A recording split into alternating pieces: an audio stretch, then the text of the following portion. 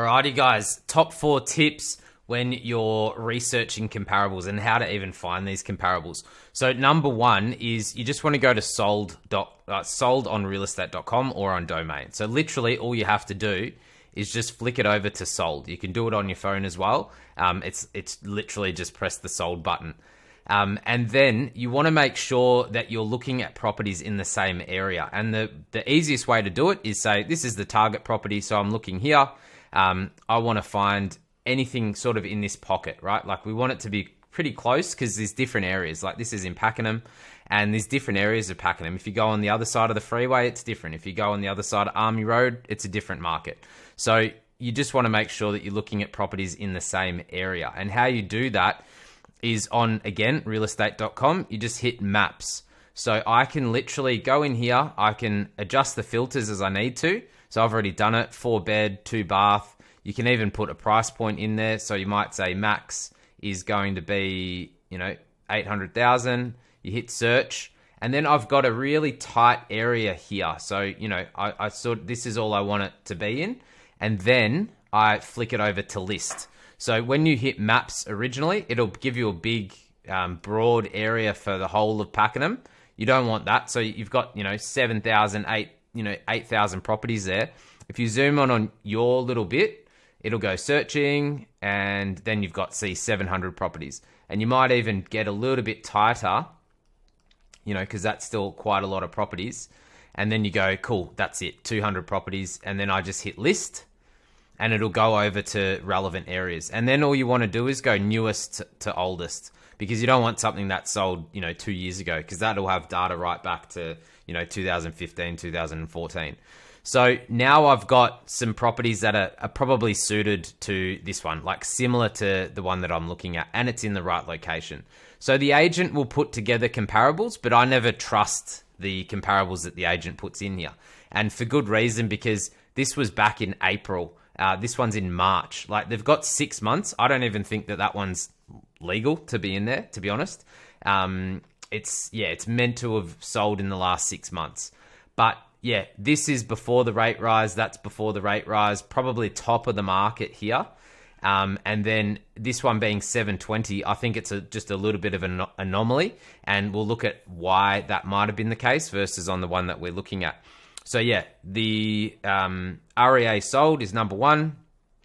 So realestate.com sold. Number 2, location. Make sure that you're looking for comparables in the same location.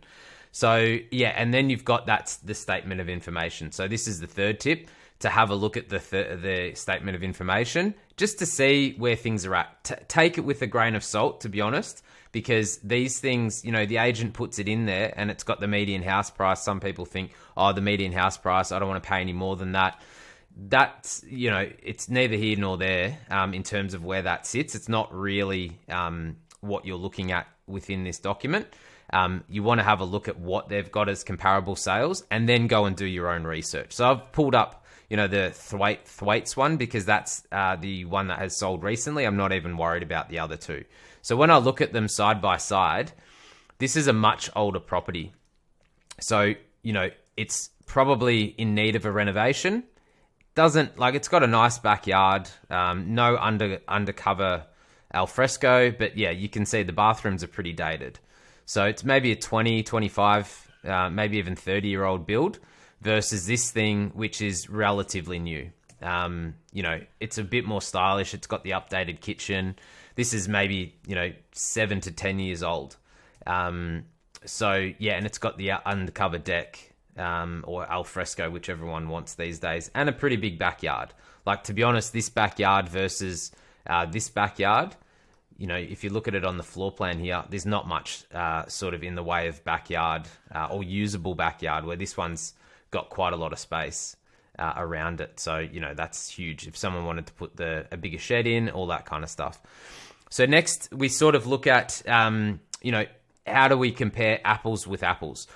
We only want to be comparing apples with apples. So this thing to me is probably not an apple that I'd want to compare. It's a bit too new. So we're looking for properties that are closer. This one, it's a small block, so I don't think it's as good. But this one's pretty similar. It's even a similar type facade. It's got that more traditional ranch house type facade. So this one is probably closer to what I'd be looking at as a comparable. It is a little bit older. So this is probably the next generation in terms of the styling of the kitchen and whatnot. Because this one, where are we? If we get to the kitchen, yeah, it's just a little bit newer than the Balmoral one. So the Balmoral, in terms of location, is quite close. I think, yeah, this is Kinross and then Balmoral just there. So it's like 2 seconds away from where it would be. Balmoral is a busier road, so it's got a bus stop on there. So Kinross is probably going to be a bit better in that sense, where it's in a court. So when you've got 665 and a bigger lot size, if we're looking at the house and we picked Balmoral up and we put it onto Kinross, that's what we're trying to establish. Like, would it go up in value if it moved over there? It probably would. How much? Maybe, if you minus the block size there, and you had it at 650, which the Kinross is, just moving that house across over to there, how comparable is it to the Kinross one? The actual house is the same, but if you moved Kinross to this location, how much would that price change because it's on that road? I don't want to go into too much detail on that side of things. We're just looking at the houses either side. Because this one's a little bit older, I'd probably give some points to Kinross. So how we do it and how we establish it, we would look at this one and go 665, and then we go to Kinross and we say, cool, that's our base. We're at 665 as a base. The difference in size of the block could be the differentiator between location. So that one being on the main road, this one not. So if you said, cool, 665 is roughly where it sits as a baseline for Kinross.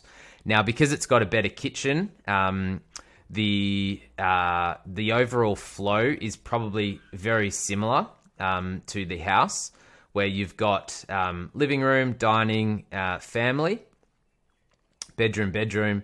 So if we have a look at this one, we've got living, dining, bedroom. It's really similar. So it's actually a great comparable. With that, it doesn't have... This one's got the pergola under roofline. So, again, there's some pros and cons to that. And that's what we do. We create like a large pros and cons list. But it's very, very similar. So that's where I was saying, like, get something that compares. So this is an apple and an apple, not an apple and a banana. So yeah, that's the real goal here. So the 4 takeaways: go to sold on realestate.com. Don't look at things that are actually for sale. Go to the sold. The location, make sure that you're comparing in the same location. The statement of information, understand it, but just use it as a guide. Don't sort of reference it too much, and establish, if it's out of date, like if these things are miles out of date, if they've got properties that are October sales, November sales, that's okay. You probably know that the agent's, being a little bit more honest with you. But if they're old sales, especially in an area where there's lots of sales going on, just have it as a caution. I should really call this agent because it's under offer now. I should see what it sold for in the range. And then the last one is compare apples with apples. Don't try and compare a new property with an old property, a double story with a single story, something on an acre versus something on 600 square meters. Apples with apples, guys.